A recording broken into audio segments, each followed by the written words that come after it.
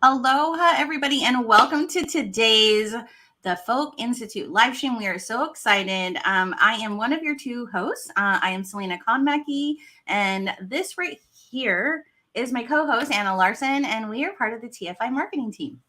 We sure are. We are so excited to be here with you all today, hosting these live streams to share a little bit more about what the Folk Institute is doing and bringing important conversations to you about how you can grow personally and professionally, how you can build a stronger workplace team, and then also to have conversations on diversity, equity, and inclusion initiatives and other topics that your organizations really need to be thinking of. So today we have a super exciting guest combination that I am thrilled to be able to introduce. Selena, do you want to do Dr. Carrie or do you want to introduce Joy? You're muted right now, so. Guys, we've only gone 1 minute and 20 seconds before somebody had to tell me to unmute myself. One of these days. No, I'd love to introduce Dr. Carrie. I am so always inspired. And if you are new here, I want to tell you a little bit about who Dr. Carrie is. She is a thought leader, researcher, educator, and trusted advisor in organizational development, diversity, equity, and inclusion. Which you may hear as DEI, and coaching. She founded the Folk Institute in 2004 to further the impactful work she was doing. Carrie is an experienced keynote speaker and training facilitator that has offered workshops throughout the Americas, Africa, Asia, Europe, and the Caribbean. She is also passionate about health and wellness and international travel. She finds her balance in life through her spiritual practices, which include meditation, exercise, yoga, and the philosophical teaching of Buddhism that she shared with her late husband, Gunnar, the big-hearted and generous Swede who gave her unconditional love. Carrie's commitment is to help others realize their potential to reach their goals and contribute to a more inclusive world. I just felt like reading all of it today because Dr. Carrie deserves even more, right? So we will move on to our guest that is coming on with Dr. Carrie today. Yes. So I am excited to introduce Joyous Crouse. Joy works in training development and facilitation with a focus on diversity, equity, and inclusion topics. Currently, Joy works at the Colorado Public Health and Environment as a training and technology specialist. Now, they have been in the field of training and facilitation since 2009. Joy delivers training ranging from gender and pronouns, communication basics, bystander intervention, internalized oppression, and how to talk about DEI topics is just a few of the examples of the specialties. They've worked with high barrier, at-risk youth, incarcerated youth, veterans, survivors of domestic violence and sexual assault, state government employees, high schoolers, teachers, wildland fighters, and police officers. Joy loves the dynamic engagement of training and getting to lead people to new insights about things they already know or have been curious about. Joy is passionate about inclusion and belonging, and through training and facilitation, they hope to create a world where we can all feel like we can belong. So just in my interaction with Joy, it has been fantastic. And so I'm so excited for this conversation and the questions that we have today. We're hoping to make this a very respectful and open conversation, and we're so excited that you're here joining us live. So if you are, drop in where you're calling or watching from, I guess, where you're watching from. And if you have any questions, feel free to drop them into the Q&A as we go along and we can address them. One of these days, Anna. One of these days we'll have a call-in show too for Dr. Carrie. It will be so fabulous. That's right. That's right. Yeah. Okay, so I'm going to bring up Dr. Carrie and Joy now so we can say hello to our guests. Hi, Carrie. Hi. And hi, Joy. I'm going to move you folks to the top. Okay. But welcome to the show. Yes. Hooray. Yes. No, Joy, I know Dr. Carrie is so thrilled to have you. And again, whenever Dr. Carrie sends us an email about potential guests, as we do our planning, we all get so pumped up. We're like, Dr. Carrie, your network of amazing people is so phenomenal, So, yes. Well, I think we should jump right into our conversation. What do you say? I agree. Okay. So remember, I've had a massage today right before. So if I look like I'm staring, it's just because I'm back on the massage table, Dr. Carrie, and just remembering that peaceful restoration that, So let me pull up. Right? Anna, we're going to pull up the slide of the, Yes. let's go do that. Here we go. Yeah, so just so everyone knows, each month the Folk Institute likes to throw out a thoughtful quote, either from Dr. Carrie or someone of influence within our world. And this one is from Lao Tzu, and it says, "To lead people, walk beside them. As for the best leaders, the people do not notice their existence. When the best leader's work is done, the people say, 'We did it ourselves.'" And within the Folk Institute, we tied this to something called collaborative leadership. So I'm just going to start off my questioning today to Dr. Carrie, just to say, Carrie, when we say collaborative leadership, what do you think of?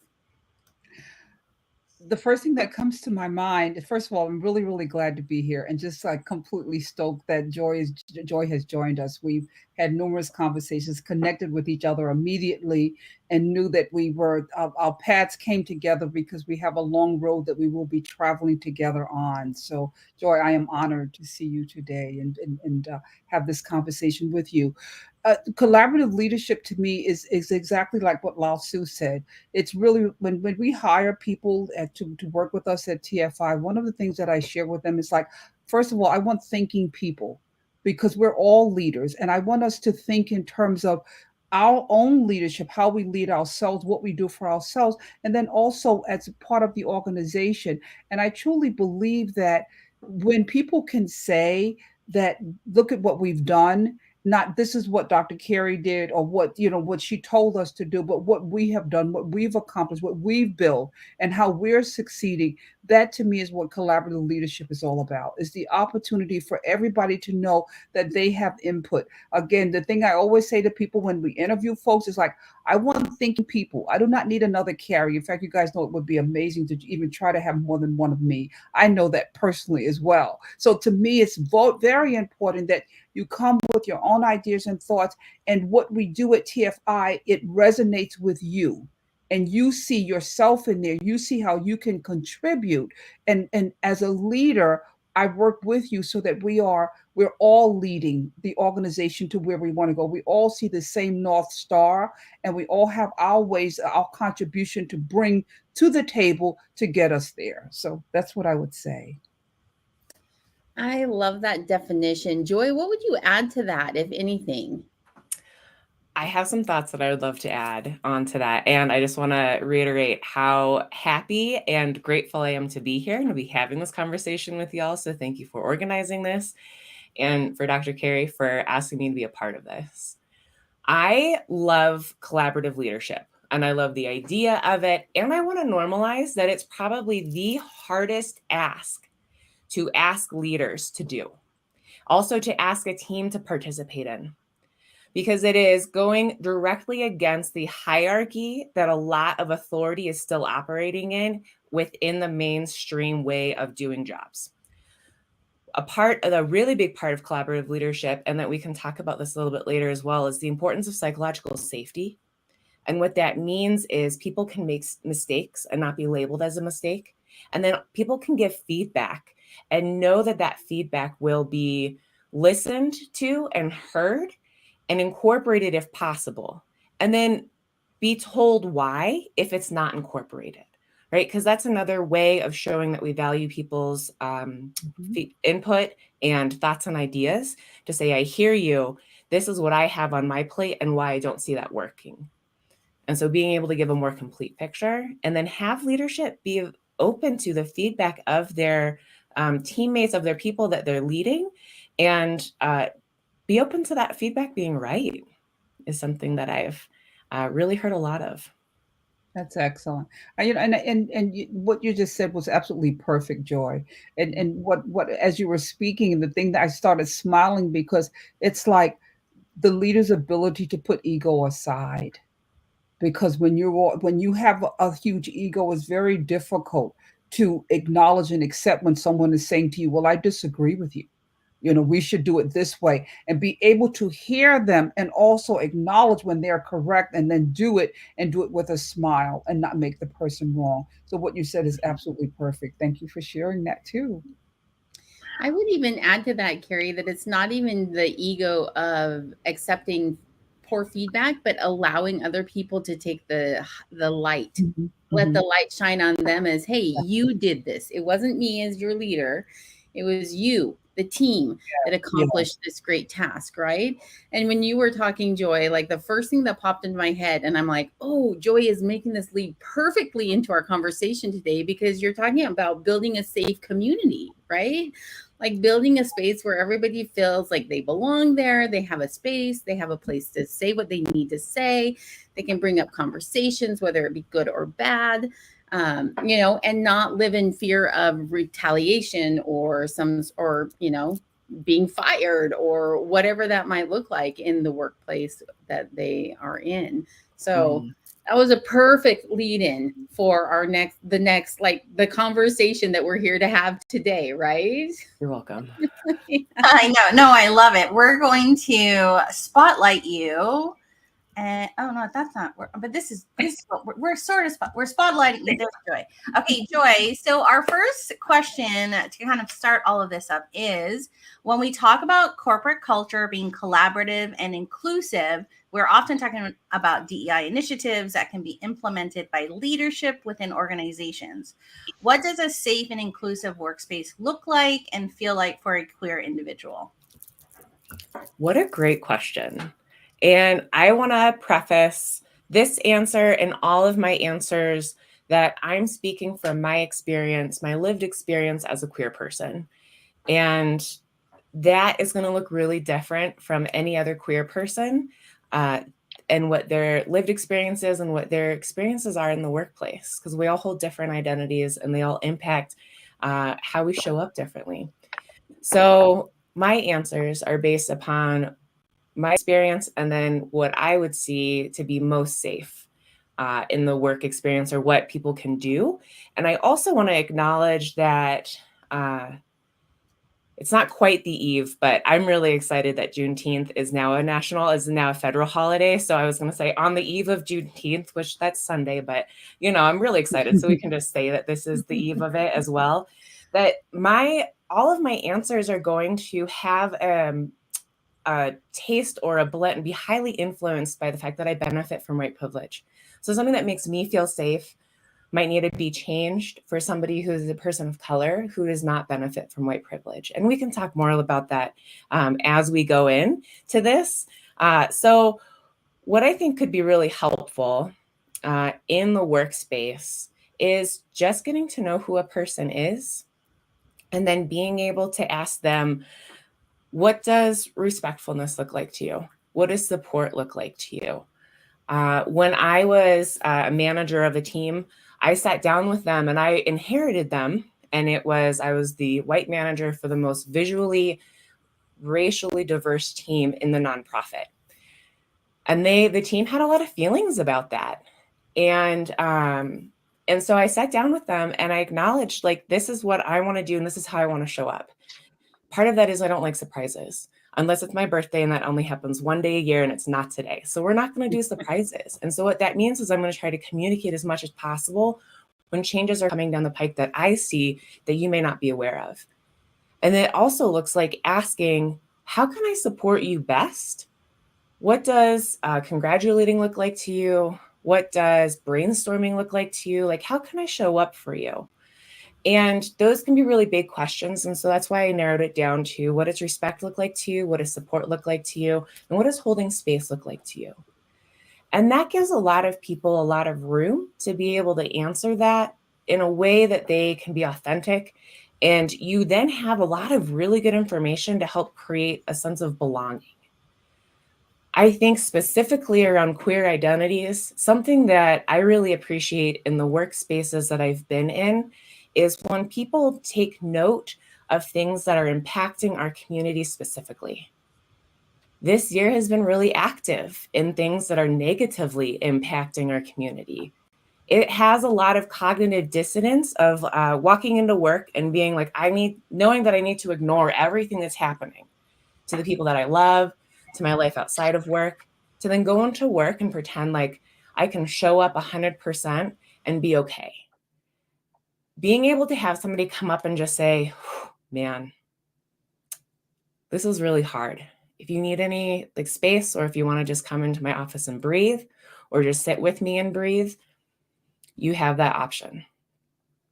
So just kind of being able to track what's going on in that community, what we're kind of dealing with, the fears, the celebrations, being able to see myself in my work team, and then also knowing that I'm not the one that always needs to bring up queer related topics or education or events, but that other people are doing that as well.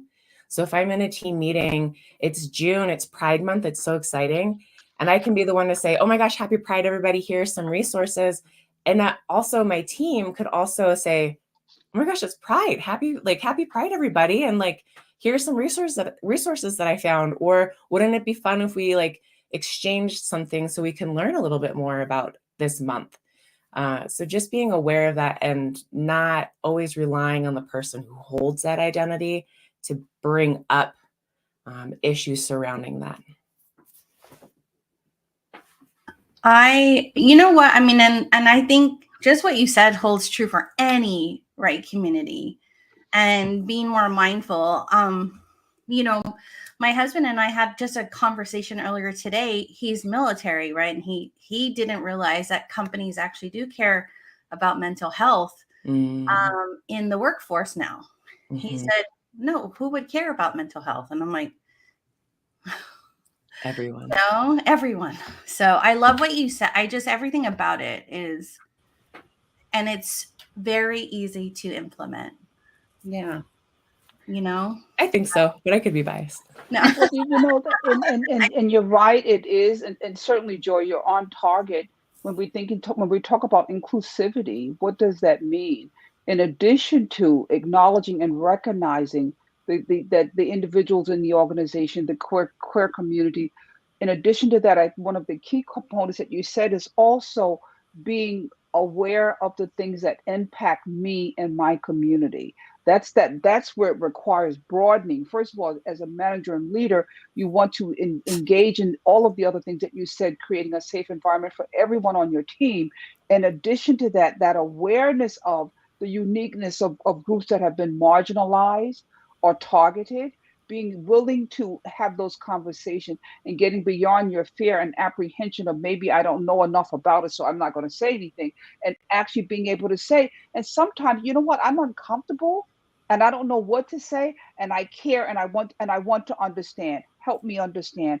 That feels good. And you're nodding because you know what I mean. It's like, that feels good. It's like, I don't know what exactly to say to you about this. I know that I heard that this is Pride Month. What does that mean? Or, you know, I just heard of some major incident on someone that was attacked because of a queer, trans, or whatever. Wow, that's got to be really frightening for you. What can I do? How can I support you? Do you want to talk about it? I'm your manager or leader. I know we have a lot of work to do. Is there something, my door is open. If you want to have a conversation with me about it, let me know. Okay. And I may not know how to help you. I'm willing to listen. That feels good, doesn't it? I mean, the ability to do that. And this is what we're talking about.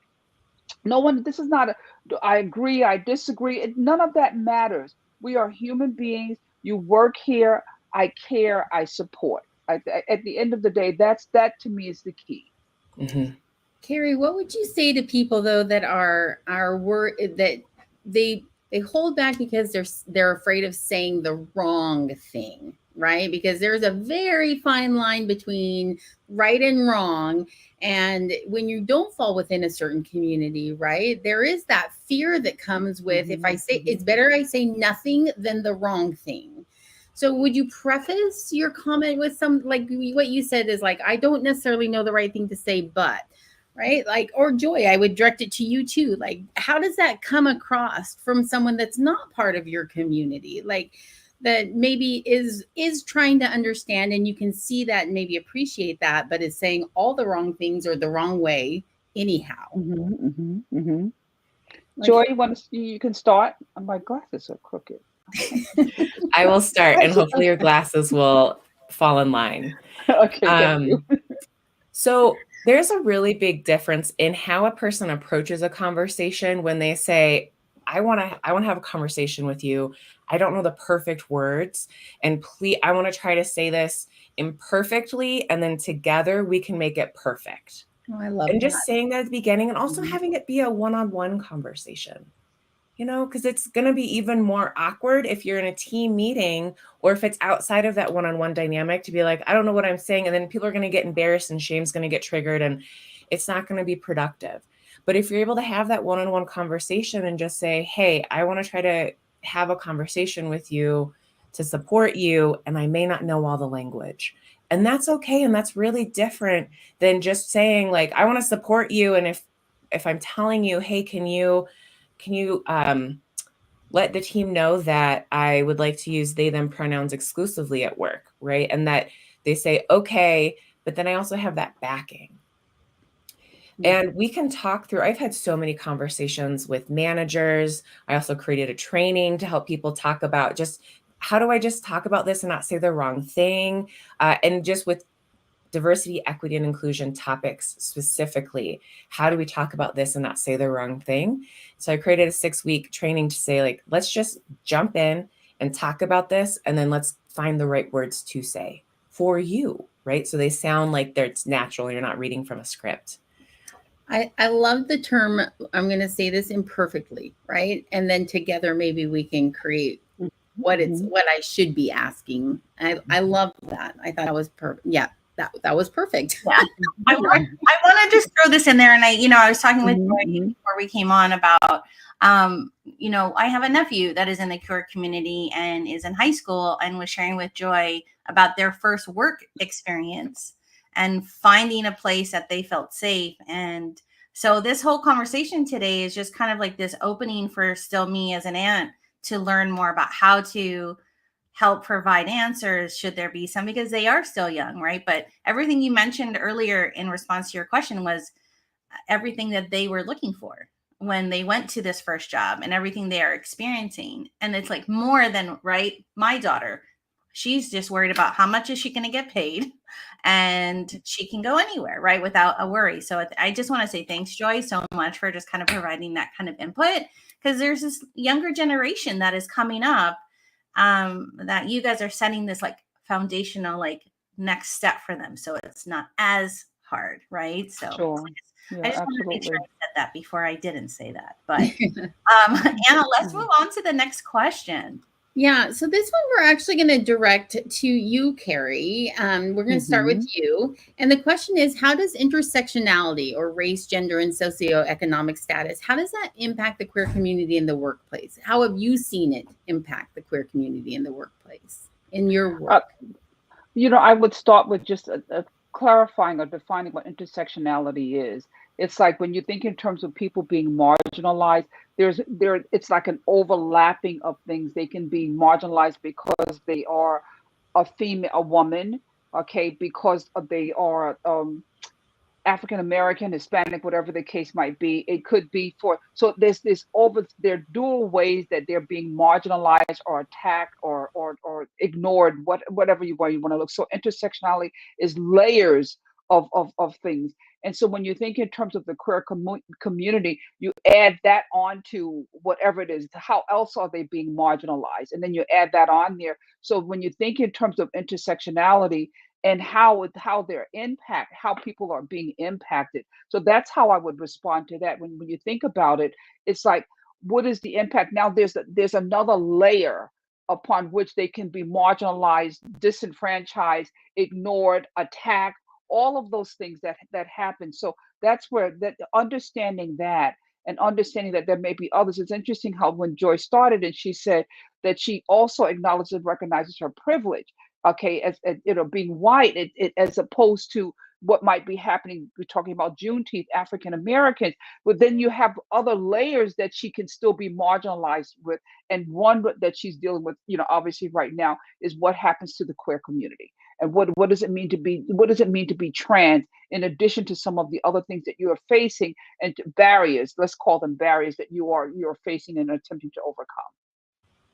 Would you like to add something to that, Joy? Oh, yeah. I'm sorry, Anne, go ahead. No, I was just going to say, I love that you defined it further. I think that's super important, right? To make sure that we're all on the same foundational understanding of what intersectionality is. So thank you for that, Carrie. And then yes, Joy, please jump in. Like, what would you add to that? I think that was a really wonderful answer. And thank you so much for being able to define that. And going a little bit further, intersectionality in the workplace, and especially around the queer community, I think the answer that came to mind first was just like that not all queer people are going to need the same thing or have the same experience because of the different identities that are held. And that can look like education, that can look like socioeconomic status growing up. Something that I become more and more aware of is, as a person who grew up middle class with healthcare and being white, I was told and shown that systems are there to work for me and with me. And so I have no problem reaching out to HR, reaching out to other departments in the of my organization without a lot of fear.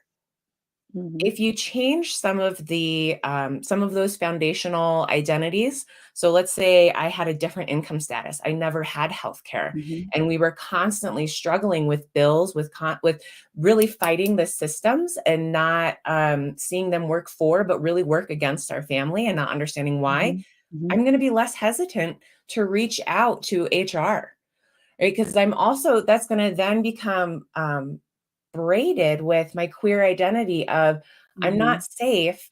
There's not a lot of systems that are protecting me right now, and especially right now. So why would HR or why would IT or training, why would these other people be invested in my well-being when I've been shown that's not true? Right. So you could have two queer people who have white privilege, but have very different socioeconomic backgrounds, and they're going to function very differently at work. So it's not, so intersectionality really opens up you don't need to get into the nitty gritty. You don't have to have this really long in-depth conversation if you don't want to, with your staff of like, what did you grow up, or like, how did you grow up and how does it impact you today? Not a lot of people are going to be able to explain that in that detail, but just asking and knowing that people are going to be interacting and functioning on different levels because of different experiences. And that's all the intersectionality is asking, to be recognized and then also to be able to track that experience. So my colleagues of color who are also queer, or who are also trans, maybe they're really quiet in a meeting, and maybe we're talking about Pride Month. We often get asked to organize our own celebration. So it's like, hey, let's have a birthday for you, but can you do everything? Can you plan? Can you order? Can you invite people? Can you also make sure the food trays are like still stacked when all of the people come to celebrate you? Can you make sure that the garbage is taken out?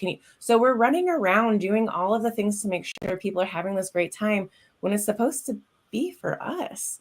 So a lot of times I see that unconsciously women who, or at least not cis men, are asked to take on additional responsibilities, roles, planning, things that are extraneous to their job, that aren't a part of their job descriptions. So being mindful of that, and then checking in on my colleagues of color and saying, like, do you have anything you want help with? Is there anything that you've been tasked recently that like is really preventing you from doing your job? And if I have the bandwidth to then offer to do that, but just to recognize like people are impacted differently. Excellent. And that's it. I just want to say, Joy, that is a key point, because in all of the marginalized community too, this is exactly what you deal with. You know, like when you're sitting in a meeting and you're the only African American Indian, it's like, so tell me what your people think about this. I don't know. You know what I mean? Because I haven't had that experience. I don't even know what you're talking about. But there's the onus is, it's just like me sitting around and with a group of white people going, so tell me about the white people over there. Why do they act like that? I don't know. It's the same thing, but understanding that you cannot, intersectionality again, that awareness is so incredibly important. Excellent point. I appreciate that.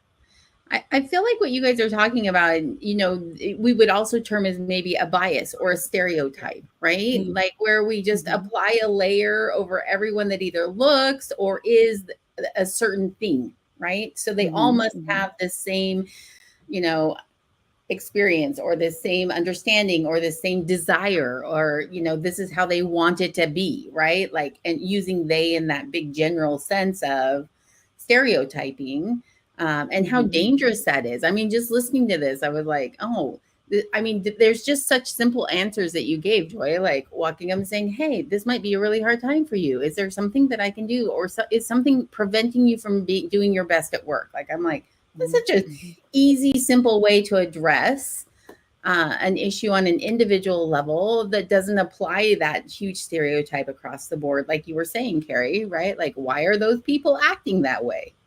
I don't know, right? I am not those people. I don't know why they would be doing that. So I love that. And the last thing I'll say on that, when you think in terms of stereotype versus generalizations, I think more and more you find that there's, I want to believe that most people are generalizing because that's what the brain does. You put people in a bucket and this is what they and how they behave. Stereotypes, when we say stereotypes, it's like when people are stereotyping, there's no room for, if I'm given additional evidence, I can change the way I think. When we stereotype, it's like, it doesn't matter what you show me. I truly believe that this is the way these people are, and you can't change that for me. I'm stereotyping. Generalizations is the opposite, not the opposite, but more that given evidence, given proof, having a better understanding of it, I can see, and now I'm going to respond differently. And our biases, of course, are based on how we were socialized, how we grew up, and what we were taught, and what the media, you know, all of that teaches us about a specific group of people. And of course, as you all know, the tagline at TFI is, we teach the process of unlearning to learn, because that's what's required. We, you know, again, I share with people in whether I'm coaching or in training, I'm sharing with them, like, I get it. How you see me or how you see see other people other than yourself, I understand, because you weren't born that way. You were socialized. The culturation process was such is why we are the way we are. And I'm not going to make you right or wrong. What I am going to say is, if you have the willingness to unlearn that, and the space in your brain and your ability, the way you respond and react to people, if you have the willingness to be open to see other possibilities of how other people are compared to what you were taught, then we're on to something. But you have to be willing to do that. No one can force you to do it, and you can stay stuck in your world. Okay. And I understand fear will keep people stuck in that little box. And I'm going to stop talking now, but you get my point. No. You know, you said a word that when I had said to Joy earlier in the first set of questions, were like, it's so easy to implement. I think the word I should have said is the willingness, right, to implement. And you just said it now. It's just that willingness will just be so impactful, right? If we use that word and just move forward. Open to hearing other people's experiences and other possibilities. Yes, you were taught a certain way, and no one is saying that that's wrong. Just saying that there's space for other ways of being and other ways of doing things. And your willingness, again, going back to that word, to being open to understanding, or not even at the very least accepting other ways of being that other human beings are experiencing. That's all we're asking at the end of the day. I'm going rogue off of our questions, but Dr. Carrie, do you feel like just like in the different generations of our communities or people, like, you know, I think about like the conversations I've had with my mom and that I've had with my siblings, that I've had with my nephew, you know, that is queer. Like, do you feel like just that generation too there's a little bit of that they're kind of like trying to unlearn, because they've grown up for so many years like a certain way that it's just so hard for them they don't know how to unlearn. Unlearn. Yeah, there we go. That's unlearn. You know? Well, you know, the best example that comes to my mind right now is seatbelts. I grew up where you didn't have to wear seatbelts, and when they started making seatbelts, people were actually clicking them behind them. Then they passed a law where you absolutely have to wear seatbelts. Do you know that as much as you guys know, I travel a lot. I've gotten into an Uber where the driver's just like, I don't wear seatbelts. I'm like, well, you're gonna have to wear one with me. Okay. What's fascinating to me is like there's still people of other generations And as we all know, we have 5 generations in the workplace right now, currently 7 generations living in the United States. So again, when you become, as you know, folks will say, set in your ways in terms of how you do things and how you see things. You do that oftentimes happen, but keeping in mind that it's so incredibly important that when you look at the younger generations, as we were talking prior to coming live, before we became live, I talked about going to my grandson's 12, 6th grade graduation and listening to these young people, how they're communicating, but they're growing up wearing seatbelts, using that analogy again. So it's to them, there's no comprehension of why you would not put a seatbelt on when you get in the car. Similarly, the things that we're talking about now, they are hearing it's so much a part of their world, social media and everything else. A lot of this will begin to dissipate from that. But we still have many other generations that we have to continue to have these conversations with. Mhm. Yeah. I'm just going to cop to one, also being old enough to remember not having to wear a seatbelt first.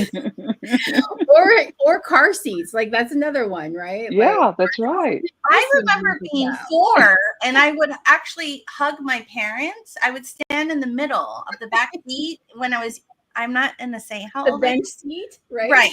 But I would stand and I remember when you said seatbelt, Dr. Carrie, I instantly went back to that. But that my favorite way to ride in my parents' car in Hawaii is I would hold onto their necks like this and stand and just watch like I was on an adventure. And that's how I drove around the island with my parents. So yeah. It's that this conversation is absolutely fascinating. Joy, you threw something in our private chat that I think we should say out loud. Do you want to say it out loud? Do you want me to read it? Okay. Yeah, I just really loved what you were saying, Dr. Carrie, about biases and lenses and stereotypes versus generalization. And I just wanted to say, like, so just as you're normalizing like generalization, our brains do that naturally, right? Because our brains want to work smarter, not harder. So we categorize and we try to quickly as possible assess not a threat, interesting, not interesting. So by working with our brain and just normalizing that process, that can be so helpful in having these types of conversations. So we're not demonizing what our bodies have done for thousands of years to keep us alive. This is exactly relates to biases, right? So we have a bias around going out at night. And especially if we're like trying to stay alive for our species, we would have a bias to not approach a pack of wild animals that would tear us apart, right? So our biases are there to help keep us alive. However, our biases are not always true. And we talk about bias and unconscious bias in the workplace and with the DEI conversations. And biases, all that means is that they can influence how open or resistant we are to new information about people that we were taught, or ideas that we were taught growing up, right? And so if I have a bias towards oranges, that maybe, so this is a story. I grew up in Washington State. Apples, we had at least 5 different types of apples in the stores at all times, and they were always delicious.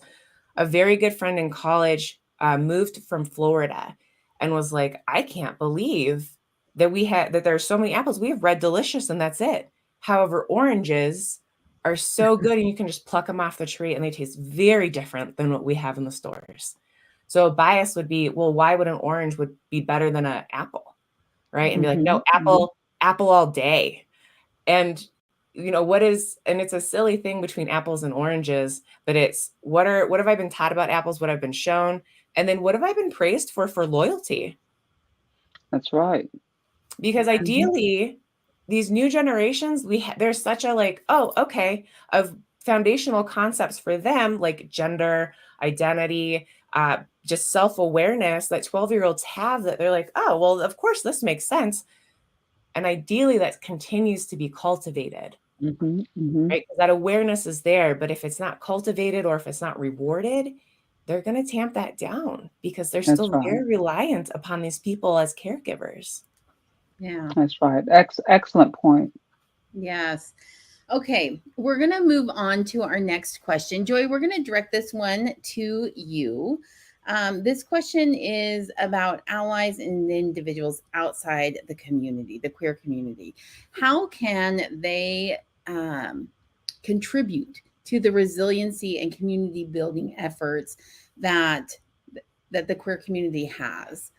Or that anybody actually is trying to create, right? Because you just had this conversation where you guys are supposed to plan your own party. So let's just throw everybody else in that mix now. Yeah. So I've been thinking about this, and so let's see how many of my bullet points I get through that I've laid out in my brain. So I'll be concise in my thoroughness and thorough in my conciseness is always my intentions. I recently saw this video from a clip from Brené Brown HBO special that came out a couple of years ago. Something that she was talking about with empathy and with listening to a person is, this old saying, walk a mile in a person's shoes. And so she was talking about how I can never walk a mile in a person's shoes who holds different identities than me. I simply cannot ever know what it's like to be a Black person in America, what it's like to be a refugee in America, because that is not something that's not an experience that I have available to me, because those are not the identities that I hold. So the counter to that is listening to them. And then the most important thing is believing them, because we don't know what their experience is like. I only know what my experience is like. And so just to listen to what that experience is and to believe them.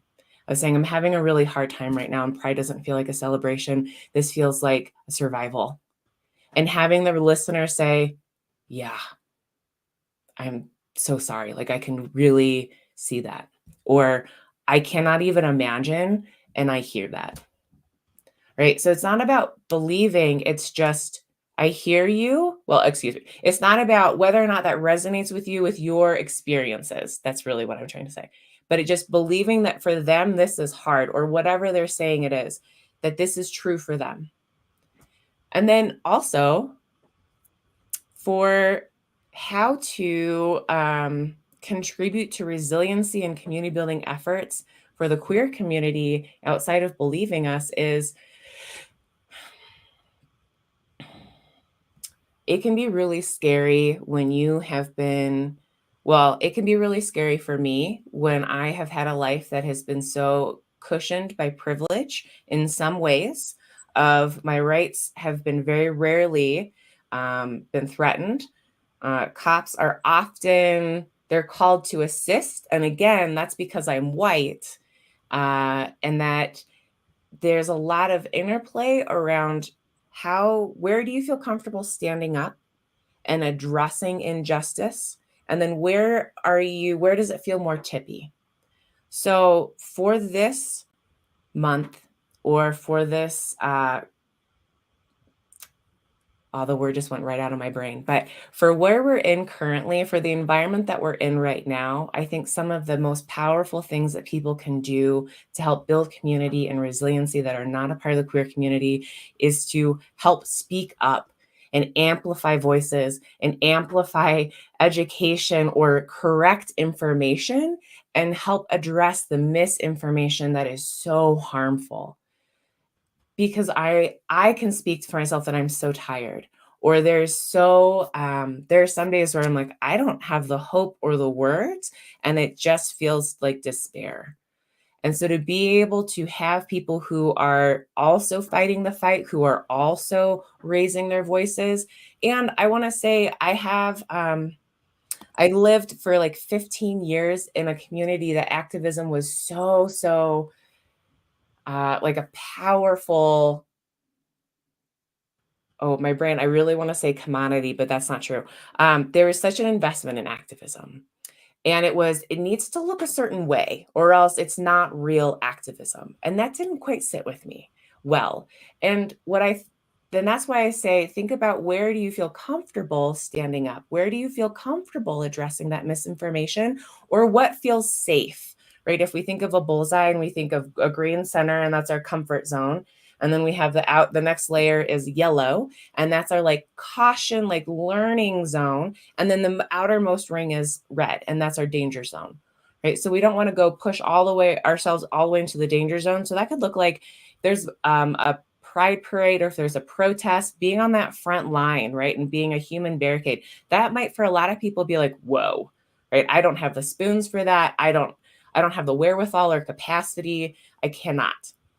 So don't step back from that, right? Because if your system is so scrambled because you're in your own fight or flight, it's not going to help, right? But if you find your area where you're like, if you're a librarian, maybe just posting, getting gender affirming signs on, like, verbiage on your bathroom saying, whoever, like, you can enter this bathroom as, like, whichever gender affirming option there is for you, right? We want people to feel safe to go into the restroom that most aligns with their gender. Maybe it's that. Maybe it's having a display of known queer authors, right? So there's small things that we can do in our day and in our world and in our little communities that have a bigger impact. And like, one of the things that a coworker of mine who's cis white male, he's aware of it, which is super helpful. In our onboarding, he talks about, in our email signatures, you have a couple of options. One of the optional flare options is adding your pronouns. And when you add them, and so he talks about the benefit of that, and I don't ever have to. And that's so helpful, right? And so just people being willing to have those conversations that help address expanding knowledge is a really big impact, and it can be really helpful with that community building. So I'm like, thanks. Yeah. You see me and you see my community, and that resiliency for me of like, okay, like, I have a little bit more energy now that I don't have to have the same conversation over and over again. Mm-hmm. I want to jump in, and you said something touched on is I remember the very first year that my sister wanted to show support, right? She went to Target, she got all the fabulous Pride things and came home, and my nephew was like, Mom, if you really want to support, you need to go actually find queer creators that are building and support them there, like that. And it was interesting, like, right there's just like, what and she's like, oh, that opened my eyes. So I really, like, I go and I look for those communities so to really support them.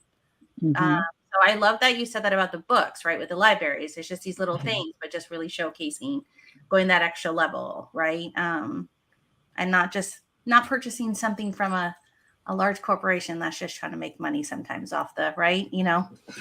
I feel like it goes back to that dig deeper. I mean, we've had this big conversation where there's a lot of surface things you can do, but if you just take that extra little dig deeper moment and think about it before you act on something, right? Like, you really can make that bigger impact that you're talking about, Joy. Yeah. Carrie, in your work with organizations and communities and groups, like, what have you seen kind of along those same lines? That idea of being an ally and helping build a community that you aren't necessarily a part of. It's interesting because all training, and of course, Joy, you know this too as an educator and trainer, all training starts with awareness. So what I do in organizations and what I continue to share with people is a lot of what Joy is saying. Educate yourself so that you understand. First of all, the awareness of yourself, knowing what your capacity is, knowing your comfort level, and more important, and then learning about the community so that you can then gauge what you can and cannot do, because that's the best way to make the contribution. We're not going to say, everybody go out there and do X now. You need to do that, and waiting for someone to tell you what to do still does not resonate with you, because there's got to be that intrinsic, that internal thing that motivates you and drives you because you understand. You will never, again, you cannot walk a mile in my shoes or Joy's shoes. What you can do is understand and accept, that you cannot do that, and accept that you will never comprehend or understand the walk, the pain, the anguish, the fear. You will never understand that. Can you accept that? Can you accept it, and can you respect it? Can you tell me? It's just a very simple thing. Once, when my husband once said to me when he was alive, we were talking about something, and he said, "Oh, you shouldn't feel that way." And I turned to him and I said, "Please do not minimize my feelings. Okay, they're mine. You don't know why I feel the way I do. I'm asking you to respect, and this is what we're saying, respect what I'm walking through.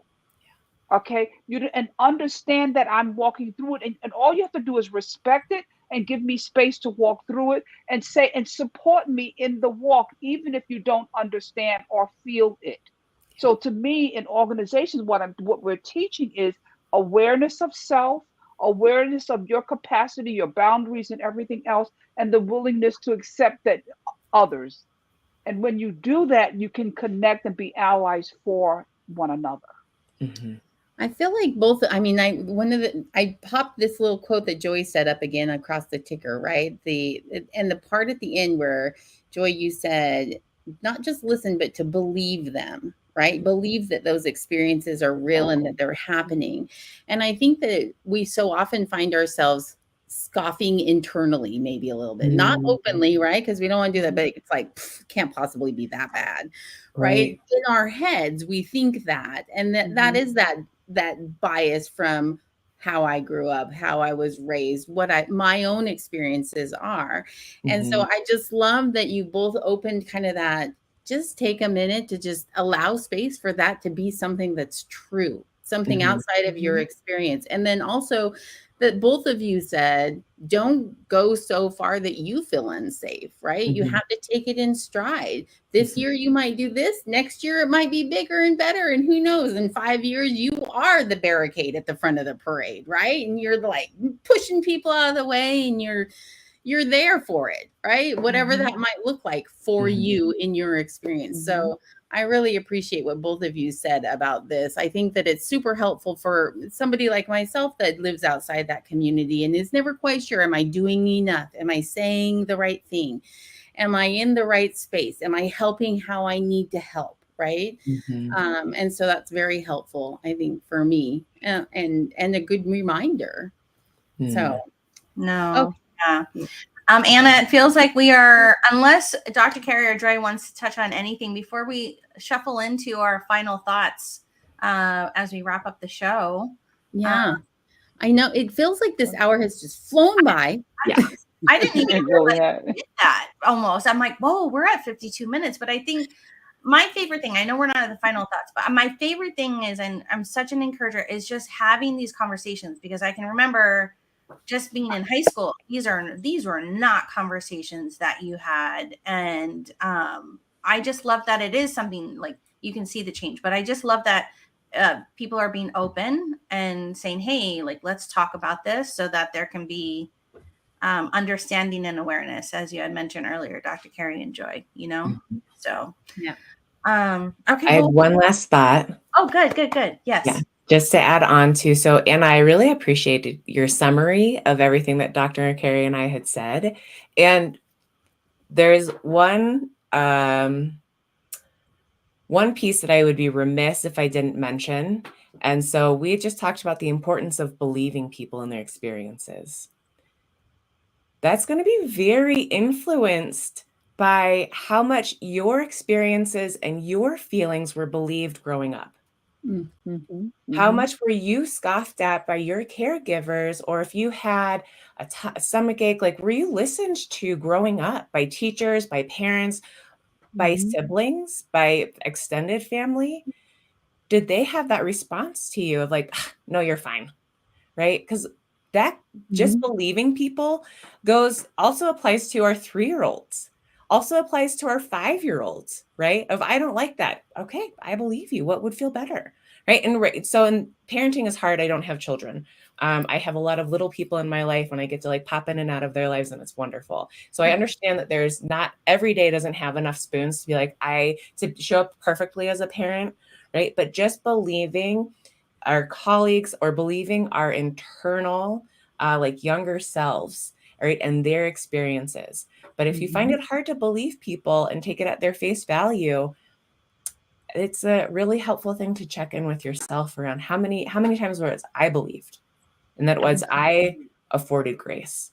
Because if you weren't, then you're not going to know how to do that for other people. Excellent point. I just want to say, because that goes back to the whole self-awareness component. Before we can layer or do any unlearning, We have to really go deep and become more self-aware of who we are and all of those experiences that you're talking about. The last thing I want to say with respect to allies, if you're listening to this live show and you will have access to the recording, share it with other people. Okay, because again, a lot of good things came out of this conversation that will help people in their a willingness to do something or want to do something, or at the very least understand a little bit more. So I just wanted to add that piece. Mhm. Absolutely. I think one of the things that you were just saying, both you and Carrie, Joy and Carrie, is that I know I was raised in a buck up little camper way, right? Something went wrong. It was like you jump back up and you get it done. And I have that expectation frequently for others. It's not going right. Buck up and get it done anyway, right? We got things to do and we're just going to move on, right? And don't sometimes I struggle with allowing that space for people to have a moment. Yeah. But I recognize it was kind of that final thought light bulb moment for me where I'm like, oh, absolutely. Like I appreciated that add-on, right? Is just remembering to be aware, remembering that personal experience is going to play a huge part. And then Carrie, I love that you just recommended to share this live stream, because you're absolutely right. This dives deep enough in that it's going to be uncomfortable for some people to have this conversation, to listen to this conversation and have to sit and think, do I do that? Yeah. Do I apply my personal experience to what they're telling me and disbelieve them or disbelieve what they're saying or think they should do it differently because of me, my experience? So Yeah. I love that. No. Well, Anna, just to kind of get us going to the final thoughts, we're gonna ask Joy this last question. Yes. Oh, thank you, Melanie. Yes. Kat, amazing episode. Joy, what is one area of focus you would encourage leaders today in the workplace to improve the queer experience? If you could give them one area of focus. Yeah. What a good question. Just one area of focus. Well, so I had a first thought, and then I was trying to figure out if I had one that could be specific to the queer experience.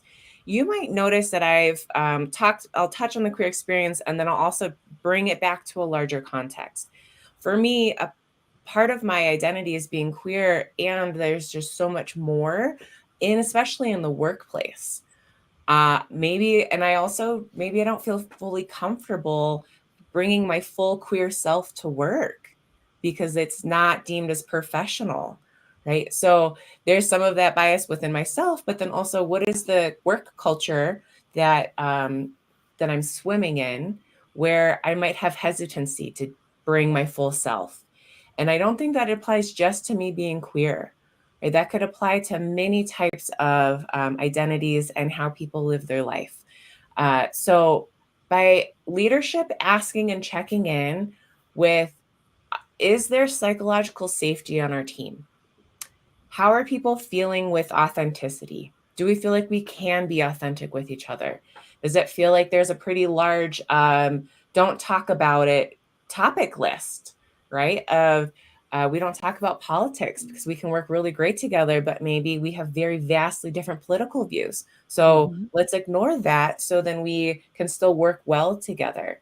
For me, bringing my queer identity with the news and with the misinformation that is spread is becoming a lot more and more political. So it's hard to show up as my full queer self without fear of offending or starting political conversations that I don't want to have or that I'm not intending to. Like, I'm just trying to live my best life. And it's unfortunately been equated to, well, if you can wear whatever you're wearing, like you don't see it, but I have lots of little pins on today. And so there's some people I would be afraid to wear it to work because then someone might say, well, that's a political belief. And if you want to do that, then I can do mine. And I can put my Trump flag up. I can put my Confederate flag up. I'm not sure how and where and when. being queer in the workplace became equated with politics and became equated with political candidates, but it's really harmful. So Yeah. taking a temperature of your team, and also maybe just having those one-on-one conversations as a role of leadership, talking with your team of saying like, what can I do better? Is there anything that like I could do better that would contribute to a more positive culture or an environment within our team? And being open to that feedback and really meaning it when you ask, that you will try to do some of the things that are brought to your attention. We can't grant all of the wishes, but then having the conversations of, I hear this, I hear you asking for this. This is why I can't provide that right now. Or let's talk about that further, right? So digging a little bit deeper. Beautiful. Yeah, I Yeah, think that's that's beautiful. Dr. Carrie, we're going to direct that question to you. I think with, the many years you've worked with leaders and you've seen a lot of different workplaces, what would you say to the same question? That first of all, I have to say ditto to everything that Joy said in terms of just again the awareness, and we can go back to the and Melanie, hi to you. I haven't seen you in many many years, so great to know that you're here. Um, when we go back to the quote that we had at the very beginning, it's as if what is required as a leader. Okay, and that is that again, we allow other people, we give them the space to lead, and we acknowledge and respect each and every single individual, and have an awareness of those things that they may have, the barriers that they have faced, and giving them the space, creating an environment of psychological safety. Okay, what does that mean? Understanding that. And more importantly, I would say to leaders about being authentic. I teach assertiveness, I teach again, when we communicate with people, we're saying one thing if we're thinking another. People may not know what you're thinking, but they don't trust you. Okay. And you cannot have a successful, inclusive, safe environment if there's no trust. So it requires authenticity. And the last couple of things I want to say is like Joy and I met in a very interesting way. I truly believe like we are connected with others. We were at a conference and she was sitting all on one side of the room and I was on the other. I would make a comment and then she would comment about something else, had no idea who this person was sitting on the other side. And somehow she would then piggyback on what I said. And then I would piggyback on what she said on my side of the room. And I said, I need to know this person. And at the end of the conference, as people were leaving, we looked at each other and we just went together. And I so love her. I mean, from day one. So that's how we met. I need to share that. And the other thing that I'm very excited about to share is that Joy is going to be working with TFI. Okay, she is going to be a consultant with us and doing a lot of her training. She's absolutely amazing. So those of you that are listening, please be on the lookout for Joy's training material that she brings out. A really, really just beautiful soul inside and out with a lot to share and a lot to give to the world. And we have a lot to give back to her. So thank you, Joy. Joy, wouldn't you say like Dr. Carrie is such a magnet though? Like, I mean, I feel like every guest we've gotten to chat with Dr. Carrie, when they talk about their meeting, it's like this magnet of just like good energy, needs to connect further. Like it's just, I don't even like, it's like the chip or the popcorn, right? You can't just have one of Dr. Carrie. You just want to continue to more, Yes. Well, I would say she's a magnet for those who are ready. Yeah. Because Dr. Carrie asked a question, and I have to say the whole unlearning conversation that you were having, like, just is a very tender, like near and dear, because that was the conversation that she was sharing with the room of like, we're talking about DEI work and people say that it's a good thing that they've been doing this work for 20 plus years, but why are you doing this work for 20 plus years? And what are you perpetuating? And what we need to unlearn what we've been taught. And she asked a question of like, what were you taught growing up? Or like, would you unlearn it? And I was the only one that raised my hand.